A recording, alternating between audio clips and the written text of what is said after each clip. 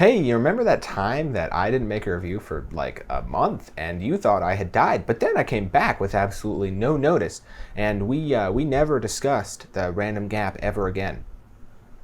Of course you don't remember that because, I mean, it never happened. It never happened.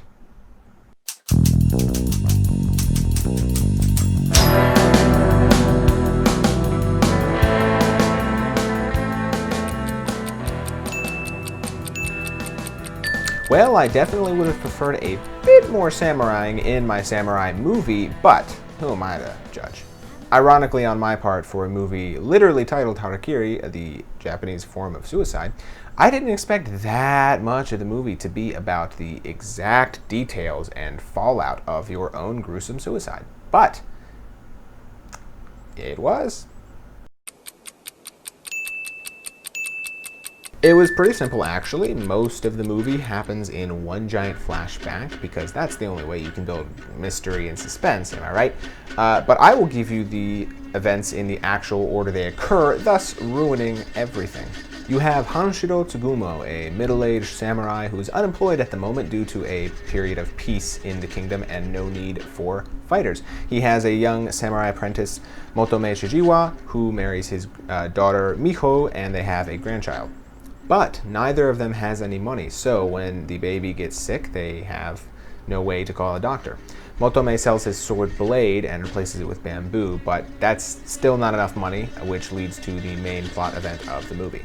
Motome goes to the grounds of the Ii clan and asks to commit Harakiri there, because apparently that was a thing where someone would show up to a clan and say, "Hey, can I kill myself here?" And they'd be like, "Well, it would be rude to say no, but we really don't want you to. So if you could just take some money in payment and just go away, please."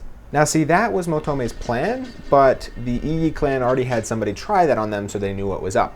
So they make him actually do it, and with his bamboo blade, which is absolutely gruesome.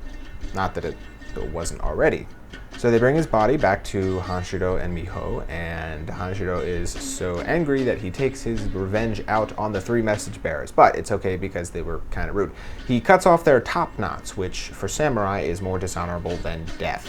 He then sits in the courtyard of the Ii clan with everyone there and tells them very slowly how exactly he knew Motome and why all of them are screwed in about the next 10 minutes. Then he fights them off, killing 4 and wounding 8 before finally succumbing when they break out the muskets. The most similar movie to this that I have seen is the original Seven Samurai, which is an awesome movie. It's also very long. Long movies are not the problem. Slow movies are not the problem. Movies set entirely in one location are not the problem. Harakiri is a very slow movie that is set in one place, 2 if you consider the flashbacks. And all of it is entirely silent and is consistent of 2 characters, or 1 with a courtyard of people, talking for the whole thing until the last 20 minutes. Revenge movies are great, samurai movies are awesome, and I'm just picturing what a more uninteresting way of combining them would be than having 2 people sit and talk for 2 hours. Here's an analogy. It would be like if you took The Princess Bride, except the entire movie was Inigo Montoya's revenge subplot, but it was just him sitting there in front of the Count, telling him who his father was and how he killed him, and then in the last 20 minutes they fight. Harakiri picks up speed eventually, but I will never forget the first half hour and the absolute boredom and lethargy. Okay, it ends well enough, it's kind of satisfying, but even the only duel in the movie is reminiscent of this.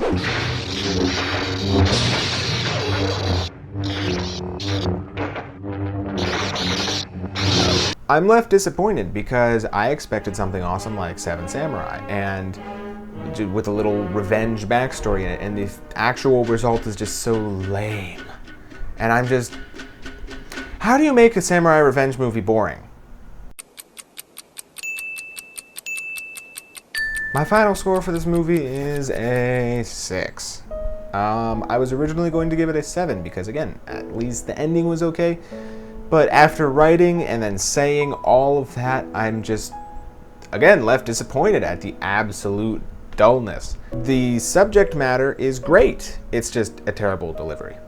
I'll give it grace because it is an older movie and they definitely had a different style back then and severe limitations that we don't anymore. There are a lot of times I watch an old movie that was highly influential at the time and I'll just kind of think, okay, like nothing special, because the techniques that they created in that movie became the rule book for the movies we have now, and it's so ubiquitous you don't even see it. You don't see what's special about it. So to all 5 of you watching, I severely apologize. I will no longer be with you, most likely. I might come out with another one, but probably not. I have a plot for my script for the next video, but it's like, even if I could make a next video, why would I end on 6? It's like, I'd prefer to just cut it here at 5 because it's such a nice number. Otherwise, I'd have to make 5 more videos and get to 10, and that would be an equally satisfying place to cut it off. But I don't know if I could do 5 more, and since I'm at 5 at the moment, I think I just cut it here. But if I do come out with a new video, it will be the 32nd. Screw it. I don't know what the number is. It's The Pianist. So Schindler's List, but with you know,